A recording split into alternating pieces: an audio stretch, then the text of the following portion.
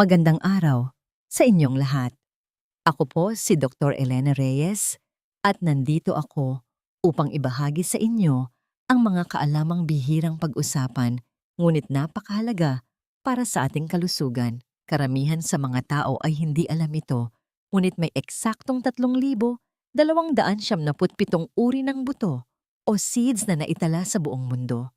Mula sa mga sinaunang butil na itinatanim sa mga kabundukan hanggang sa maliliit na medikal na buto na ginagamit sa mga liblib na probinsya at sa mga butong siksik sa protina na tahimik na pinag-aaralan sa loob mga laboratorio ng unibersidad.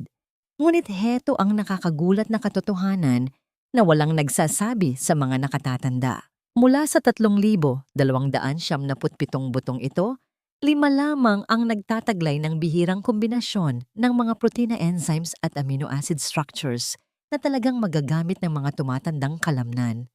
Pagkalipas ng edad 70 ang inyong mga kalamnan ay nagiging lumalaban sa karaniwang protina, isang kondisyon na tinatawag na anabolic resistance. Ibig sabihin nito, kahit kumain pa kayo ng itlog, manok, isda o mga protein powder, nahihirapan ang inyong katawan na i-convert ang proteinang yon upang maging tunay na kalamnan. Yan ang dahilan kung bakit napakaraming nakatatanda ang nagsasabi na pakiramdam nila ay payat pa rin ang kanilang mga binti. Maway pa rin ang kanilang balanse at patuloy na bumabagsak ang kanilang lakas kahit ano pa ang kanilang kainin. Ngunit ang 5 butong ito ay naiiba ang epekto. Ang mga mananaliksik na sumusuri sa muscle fibers ng mga nakatatanda sa ilalim ng mikroskopyo ay labis na namangha kung gaano kabilis pinataas ng mga butong ito ang muscle protein synthesis, tibay ng pagtapak at higpit ng mga binti.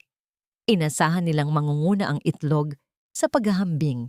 Sa halip ang mga butong ito ay tinalo ang itlog pagdating sa mga nakatatanda ng may malaking agwat. Sa pagkakataong ito, ibubunyag natin ang lahat ng 5 buto na mas magaling bumuo ng kalamnan kaysa sa itlog pagkatapos ng edad 70. At heto ang pinakahindi kapanipaniwalang bahagi.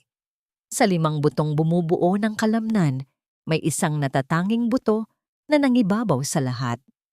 Natuklasan ng mga siyentipiko na naglalaman ito ng kakaibang pattern ng amino acid na madaling nakakalusot sa bumabagal na panunaw dahil sa edad, mas mabilis na pumapasok sa daluyan ng dugo at nag-a-activate ng isang repair enzyme na biglaang bumabagsak pagkatapos ng edad 70. Ang butong ito ay napakabilis muling bumuo ng lakas ng kalamnan sa mga nakatatanda, kaya't binansagan ito ng mga mananaliksik bilang senior super seed. At karamihan sa mga taong higit sa 70 taong gulang ay hindi pa ito nasusubukan kahit minsan. Ang lahat ng sumusuportang pananaliksik ay nakabatay sa agham para sa sinumang nais suriin ang mga pambihirang tuklas na ito. Bago tayo magsimula, mayroon akong mabilis na katanungan para sa inyo. Ilang taon na po kayo ngayon? Ipaalam sa amin sa ibaba. Dahil binabasa at sinasagot namin ang bawat isang komento ngayong araw upang matulungan ang mga nakatatanda na muling palakasin ang kanilang katawan sa tamang paraan. Ngayon, simulan na natin ang makapangyarihang paglalakbay na ito at ibunyag ang unang buto sa ating listahan na nagpapagising sa mga kalamnan. Number 5, quinoa seeds. Buto ng quinoa. Karamihan sa mga tao ay hindi man lang napagtatanto na ang quinoa ay talagang isang buto, hindi isang butyl grain. At ang maling pag-akalang ito ay nangangahulugang napapalampas nila ang isa sa pinakakumpletong mapagkukunan ng protina na nilikha ng kalikasan para sa mga tumatandang kalamnan. Naglalaman ang quinoa ng lahat ng 9 na essential amino acids na labis na kailangan ng inyong mga tumatandang kalamnan, kaya tinatawag ito ng mga nutritionist na isang kumpletong protina. Ito ay napakabihira sa mundo ng mga halaman at lalong mahalaga pagkatapos ng 70 kapag ang inyong katawan ay nagiging mahina na sa paggawa at pagsasama-sama ng mga hindi kumpletong protina. Ang protina sa quinoa ay may ibang estruktura kaysa sa protina ng itlog na may mas maliliit na molekula na mas madaling dumadaan sa dingding ng inyong bituka. Ibig sabihin, aktwal ninyong naa-absorb ang humigit kumulang 85% ng protina ng quinoa kumpara sa 60% lamang mula sa itlog pagkatapos ng edad 70. Ayon sa pananaliksik mula sa University of the Philippines UP Manila na inilathala sa Philippine Journal of Internal Medicine, ang mga nakatatandang kumakain ng quinoa araw-araw ay nakaranas ng pagtaas sa kanilang muscle protein synthesis ng 27% ng mas mataas kaysa sa mga kumakain ng parehong dami ng protina mula sa itlog. At ang dahilan ay kamangha-mangha. Naglalaman ng quinoa ng isang bagay na tinatawag na ecdysone, isang natural na compound na kumikilos tulad ng isang banayad na steroid sa inyong katawan na nagtutulak sa paglaki ng kalamnan nang walang anumang mapanganib na side effects.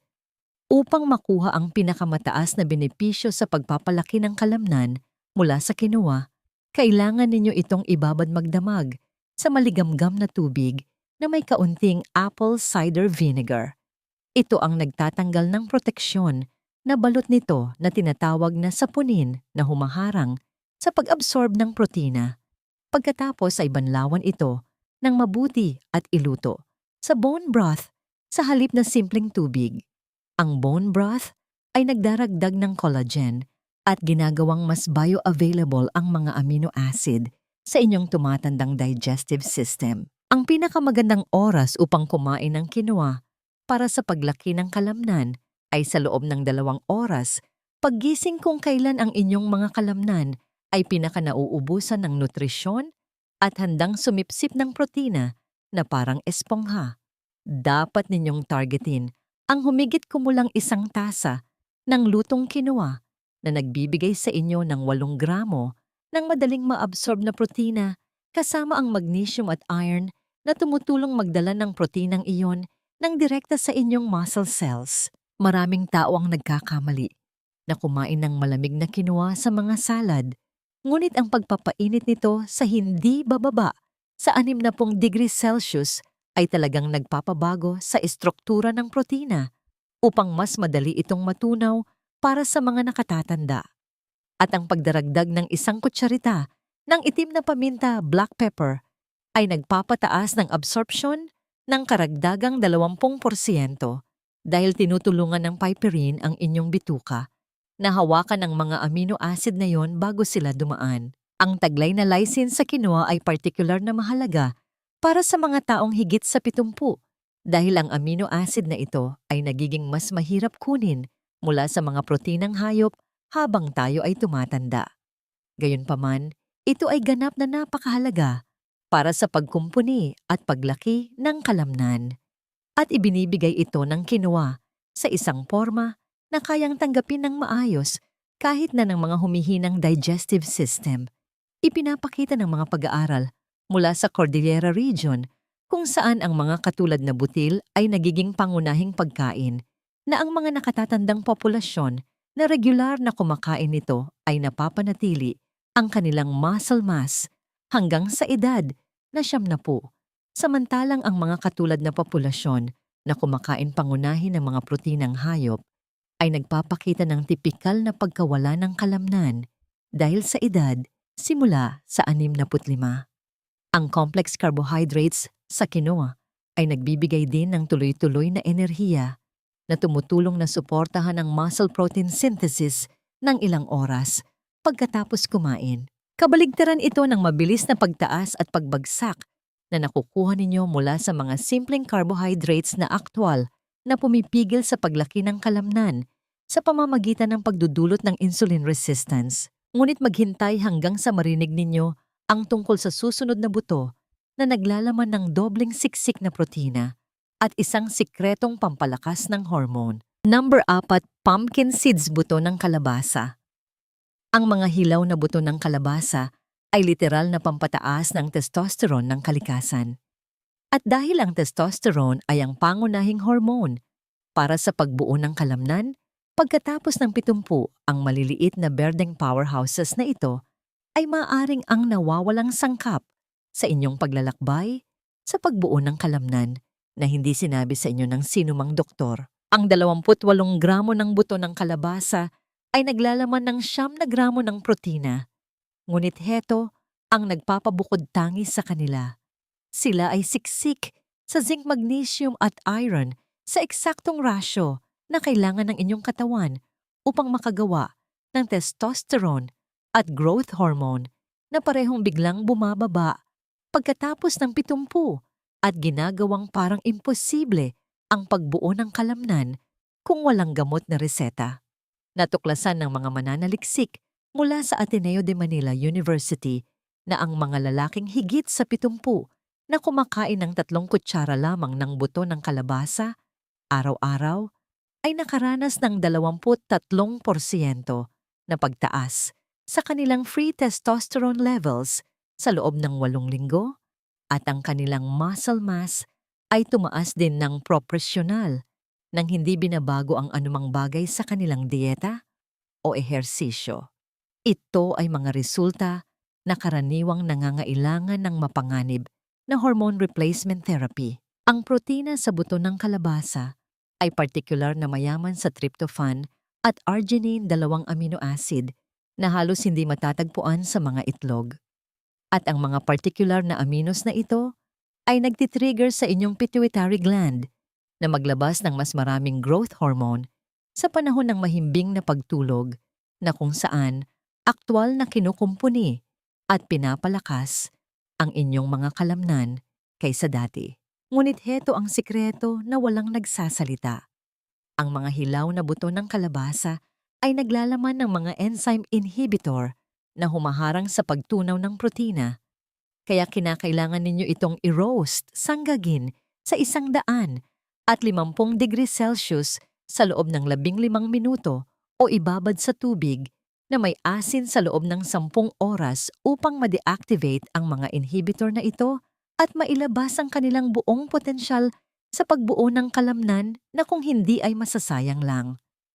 Ang pinakamainam na paraan upang ubusin ang mga buto ng kalabasa para sa pinakamataas na paglaki ng kalamnan ay ang gilingin ang mga ito upang maging pulbos gamit ang isang coffee grinder.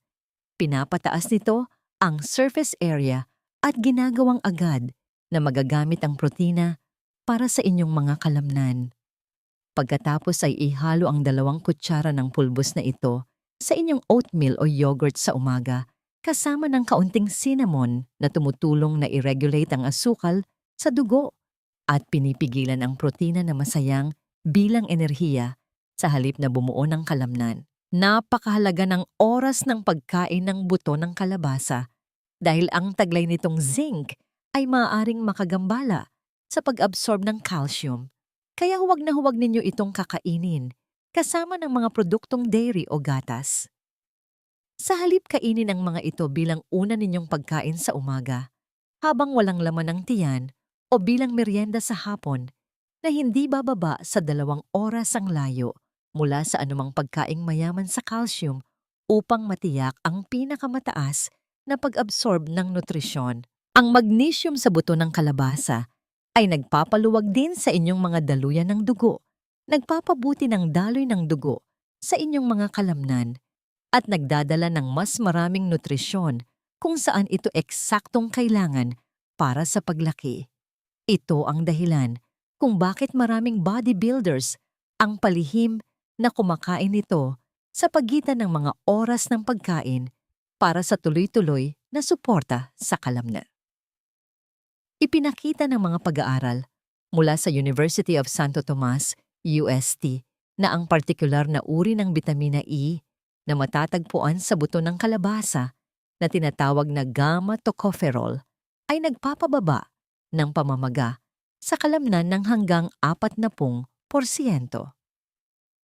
Nagbibigay daan ito para sa mas mabilis na paggaling at mas madalas na mga sesyon ng pagsasanay na napakahalaga para sa pagpapanatili ng muscle mass kapag ang kakayahan ninyong makabawi ay natural na bumababa dahil sa edad.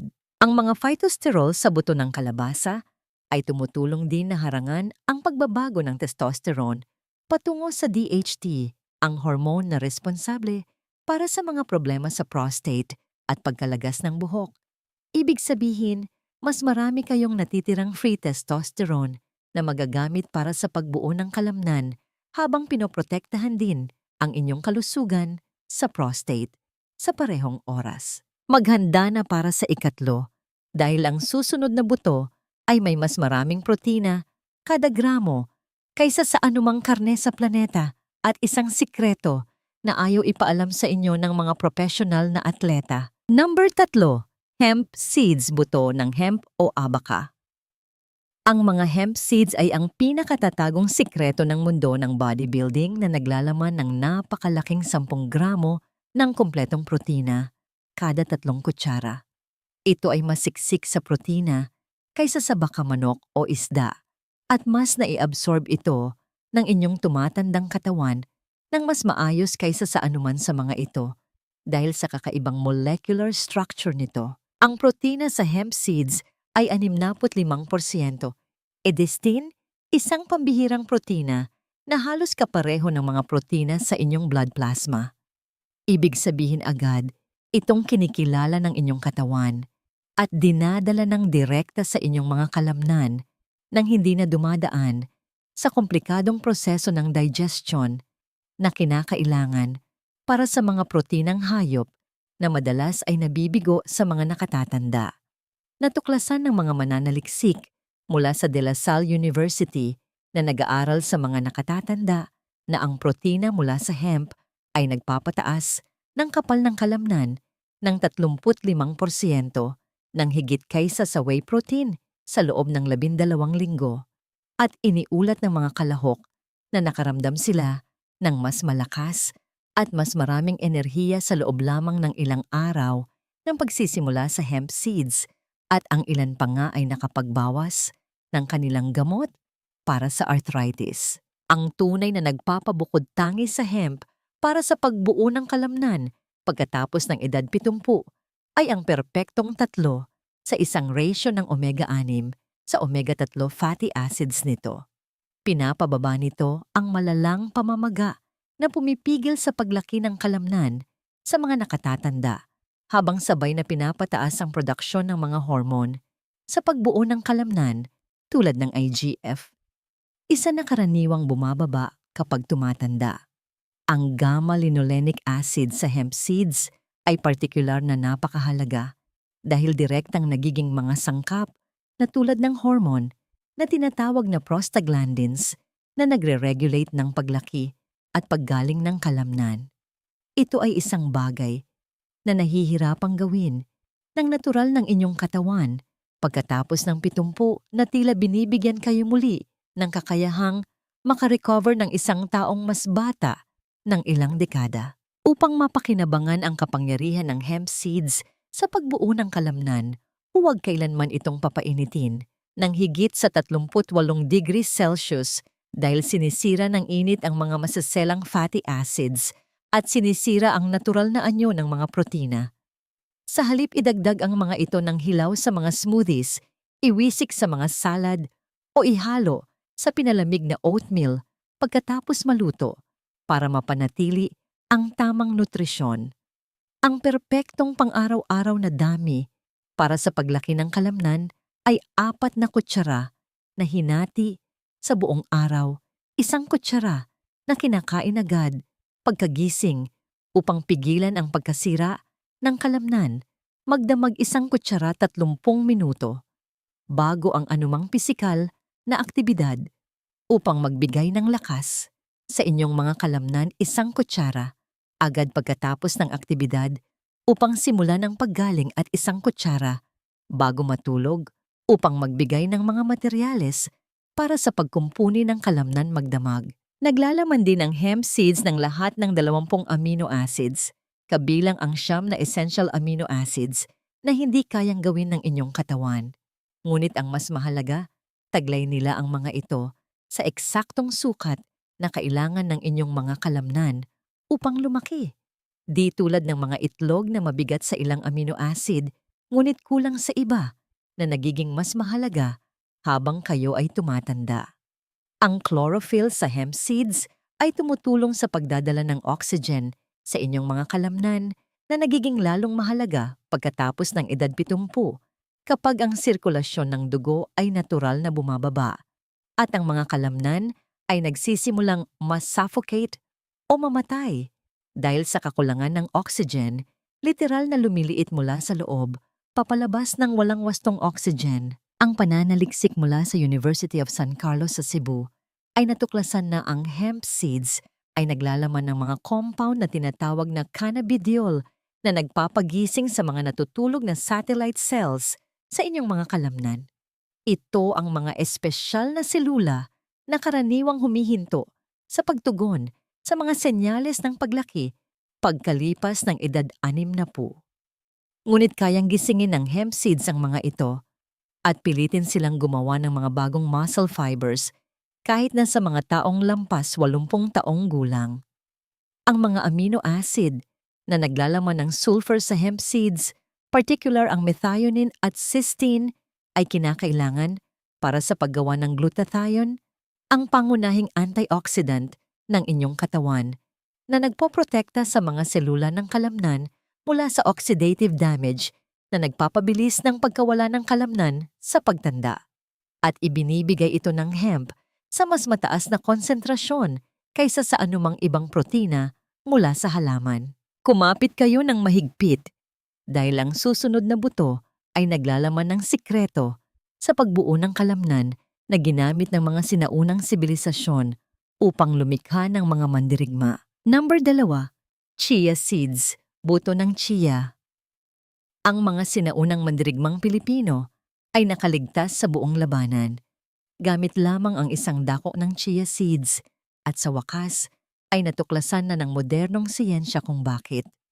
Ang maliliit at itim na butong ito ay lumalaki ng 12 beses kaysa sa orihinal na sukat nila sa loob ng inyong tiyan na lumilikha ng isang slow-release protein gel na patuloy na nagpapakain sa inyong mga kalamnan ng hanggang 6 na oras nang tuloy-tuloy na pumipigil sa pagkasira ng kalamnan na nangyayari sa pagitan ng mga oras ng pagkain. Ang chia seeds ay nagtataglay ng 5 gramo ng kompletong protina kada 2 kutsara.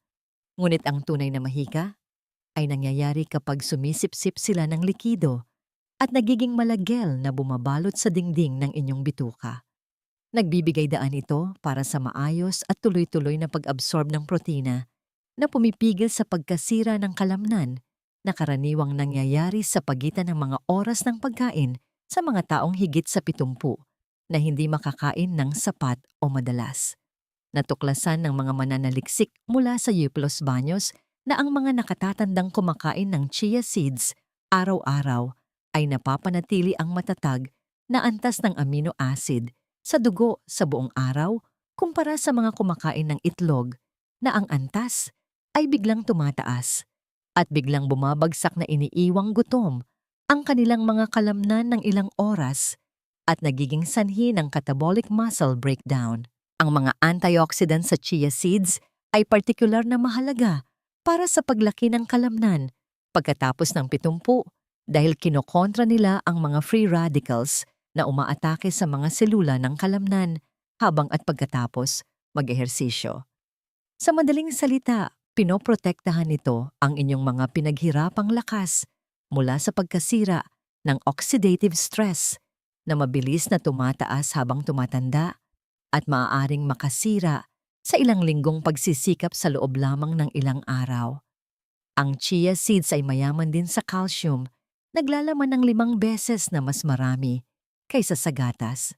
At ang calcium na ito ay nakikipagtulungan kasama ng kanilang protina upang mapabuti ang muscle contractions at maiwasan ang paninigas o pulikat na madalas na naglilimita kung gaano kabigat maaaring sanayin ng mga nakatatanda ang kanilang mga kalamnan para lumaki. Ang paraan ng paghahanda para sa chia seeds ay napakahalaga. Ihalo ang 2 kutsara nito sa 1 tasa ng coconut water at ibabad ito sa loob ng eksaktong 20 minuto. Lumilikha ito ng tinatawag na chia pudding na napatunayang nagpapataas ng protein absorption ng 40% kumpara sa pagkain ng tuyong chia seeds na maaring aktwal na makadehydrate sa inyong digestive system at makabawas ng malaki sa pag-absorb ng nutrisyon. Ang pinakamagandang estratehiya ay maghanda ng 3 bahagi ng chia pudding tuwing umaga at kainin ang mga ito sa mga partikular na oras. Isang serving 30 minuto bago mag-almusal para ihanda ang inyong panunaw. Isang serving sa pagitan ng tanghalian at hapunan upang mapanatiling matatag ang antas ng amino acid at isang serving bago matulog na inihalo sa isang kutsarita ng pulot honey na tumutulong magdala ng mga amino acid patawid sa blood-brain barrier at nagtitrigger ng paglabas ng growth hormone habang mahimbing na natutulog. Ang fiber sa chia seeds ay nagpapakain din sa mga kapaki-pakinabang na bakterya sa bituka na gumagawa ng short-chain fatty acids. Ipinapakita ng pananaliksik na direktang pinapasigla nito ang muscle protein synthesis sa mga nakatatanda na parang ginagawa ang inyong bituka na isang paggawaan ng kalamnan na gumagana 24/7 kahit hindi ninyo iniisip. Ang pinakamahalaga naglalaman ng chia seeds ng boron, isang trace mineral na tumutulong sa inyong katawan na magamit ang calcium, magnesium at vitamina D ng mas epektibo. Ang lahat ng ito ay napakahalaga para sa paggana ng kalamnan, ngunit hindi madaling ma-absorb sa mga taong lampas 70 taong gulang kung walang sapat na boron na ginagawang isang game changer ang madalas makaligtaan na mineral na ito para sa paglaki ng kalamnan. Ibinunyag ng isang research team mula sa Philippine General Hospital, PGH, na naglalaman ang chia seeds ng mga natatanging peptides na nakakaligtas sa asido ng tiyan at nakararating ng buo sa inyong mga kalamnan. Doon gumagana ang mga ito bilang mga signaling molecule na nagsasabi sa inyong mga selula ng kalamnan na lumaki at tumibay na literal na nagbibigay sa inyong mga kalamnan ng direktang mga tagubilin sa paglaki na nilalampasan ang normal na pag-ayaw ng katawan sa mga senyales ng paglaki dahil sa katandaan. Ang quercetin sa chia seeds, isang malakas na flavonoid, ay napatunayang nagpapataas ng mitochondrial biogenesis sa mga selula ng kalamnan ng hanggang 50%. Ibig sabihin, ang inyong mga kalamnan ay gumagawa ng mas maraming paggawaan ng enerhiya na nagpapahintulot para sa mas mahirap na pagsasanay at mas mabilis na paggaling. Napakahalagang bentahe kapag ang inyong natural na paggawa ng enerhiya ay bumababa dahil sa edad. Ihanda ang inyong sarili para sa pinakamagaling na buto, ang number 1 na babago sa lahat ng akala ninyo tungkol sa pagbuo ng kalamnan pagkatapos ng 70. Number 1, flax seeds buto ng flax heto, ang nakakagulat na katotohanan na tuluyang magbabago sa kung paano ninyo iniisip ang tungkol sa protina. Ang giniling na flax seeds ay naglalaman ng mga lignan, makapangyarihang mga compound na natuklasan ng mga sayentipiko mula sa Department of Science and Technology, the state piety na maaring ibalik sa dati at labanan ang pagkawala ng kalamnan dahil sa edad sa pamamagitan ng pagharang sa enzyme na sumisira sa testosterone at growth hormone sa mga tumatandang katawan. Halos ibinabalik nito sa inyo ang mga hormone na bumubuo ng kalamnan ng isang taong mas bata ng 30 taon nang hindi umiinom ng anumang gamot. Ang flax seeds ay nagbibigay ng 6 na gramo ng mataas na kalidad na protina kada 3 kutsara. Ngunit hindi tulad ng anumang iba pang mapagkukunan ng protina sa mundo, naglalaman sila ng isang bagay na tinatawag na SDG lignans na kumakapit sa hormone receptor sa inyong mga selula ng kalamnan na pinipilit silang lumaki kahit na ang inyong natural na antas ng hormone ay bumagsak na dahil sa edad at inilalampasan ang normal na pagtigil ng paglaki ng kalamnan na nangyayari pagkatapos ng 70. Ang University of the Philippines UP Diliman ay nagsagawa ng isang makabagong pag-aaral kung saan ang mga lalaking lampas sa edad na 75 na kumain ng giniling na flax seeds araw-araw ay mas nagkaroon ng kalamnan sa loob ng 3 buwan kaysa sa isa pang grupo na gumugol ng 6 na buwan sa paggawa ng resistance training kasama ang egg protein supplement. Pinapatunayan nito na ang mga natatanging compound sa flax seeds ay literal na nangingibabaw at kinokontra ang normal na proseso ng pagtanda sa kalamnan sa pamamagitan ng mga mekanismong ngayon pa lang natin lubos na naiintindihan. Ang alpha-linolenic acid sa flax seeds ay nagiging EPA at DHA sa inyong katawan. Ito ang parehong omega-3 na matatagpuan sa fish oil, ngunit ipinapakita ng pananaliksik na ang pagpapalit nito ay nangyayari ng mas mabilis at mas maayos kapag nanggaling ito sa flax seeds sa mga taong higit sa 70.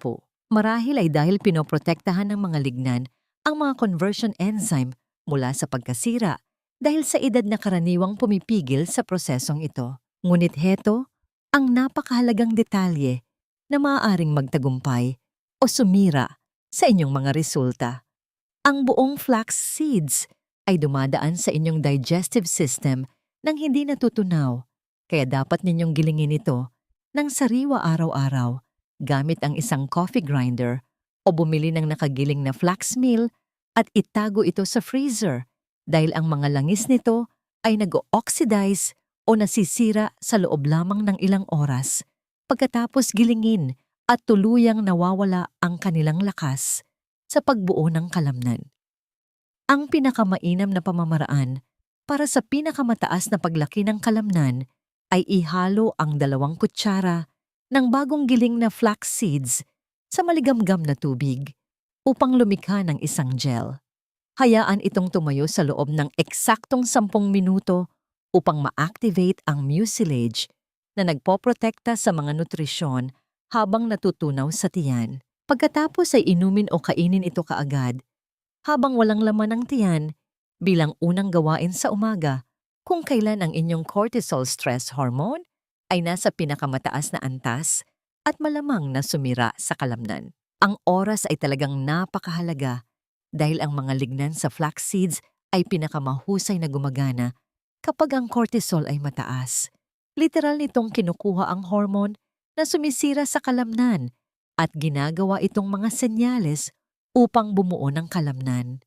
Ito ang dahilan kung bakit palaging kumakain ng flax seeds ang mga bodybuilder na nakakaalam ng sikretong ito sa mga pinaka-stressful na oras ng kanilang pag-ensayo kung kailan ang panganib na mawalan ng kalamnan ang pinakamataas. Ang flax seeds ay naglalaman din ng parehong soluble at insoluble fiber na nagtutulungang pabagalin ang pagtunaw ng protina sa tamang bilis para maabsorb ng husto. Pinipigilan nito ang pagsasayang ng protina na nangyayari kapag kumakain kayo ng masyadong marami at masyadong mabilis. Ito ay isang karaniwang problema sa protina ng itlog sa mga nakatatanda na ang mga digestive system ay bumagal na ng husto. Ang magnesium, phosphorus at tanso copper sa flax seeds ay nagtutulungan kasama ang protina upang mapabuti ang muscle contractions, palakasin ang paggawa ng enerhiya sa mga selula ng kalamnan at pabilisin ang paggaling pagkatapos ng pagsasanay. Lumilikha ito ng isang kumpletong ecosystem sa pagbuo ng kalamnan na walang anumang iisang protinang hayop ang makakapantay sa pagiging epektibo. Natuklasan ng mga trainer ng Philippine Olympic Committee na ang flax seeds ay naglalaman ng mga compound na nagpapataas ng imbakan ng muscle glycogen ng 30%. Ibig sabihin, ang inyong mga kalamnan ay maaaring gumana ng mas mabigat para sa mas mahabang panahon at makabawi ng mas mabilis sa pagitan ng mga pag-eehersisyo, nagbibigay sa inyo ng tibay at kakayahang makarecover na karaniwang nawawala na pagkatapos ng 60.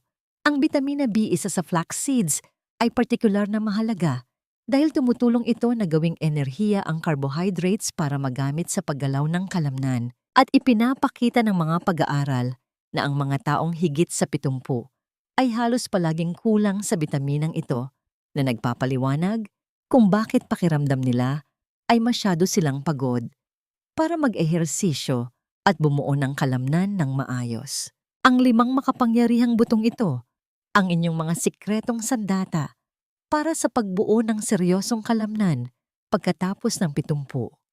At kapag inayos ninyo ang paggamit ng mga ito sa buong maghapon, ibinibigay ninyo sa inyong katawan kung ano mismo ang kailangan nito upang labanan ang pagkawala ng kalamnan dahil sa pagtanda at mabuo ang malakas. May kakayahang pangangatawan na nararapat sa inyo sa anumang edad. Tandaan ng susi ay hindi lang basta pagkain ng mga butong ito nang walang plano, kundi ang paghahanda sa kanila ng tama at pag-timing ng maayos upang sulitin ang kanilang mga natatanging compound sa pagbuo ng kalamnan na gumagana ng napakahusay sa mga tumatandang katawan na huminto na sa pagtugon sa mga karaniwang pinagkukunan ng protina. Tandaan mga lolo at lola, ang pagtanda ay hindi nangangahulugan ng tuluyang panghihina. Sa tamang kaalaman at nutrisyon ang inyong katawan ay may kamanghamanghang kakayahan pa ring bumangon at lumakas. Huwag isuko ang inyong kalusugan.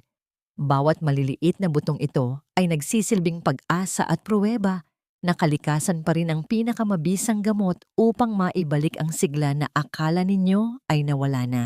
Kung binuksan ng impormasyong ito ang inyong mga mata sa mga bagong posibilidad sa pagpapalaki at pagpapalakas ng kalamnan ng natural.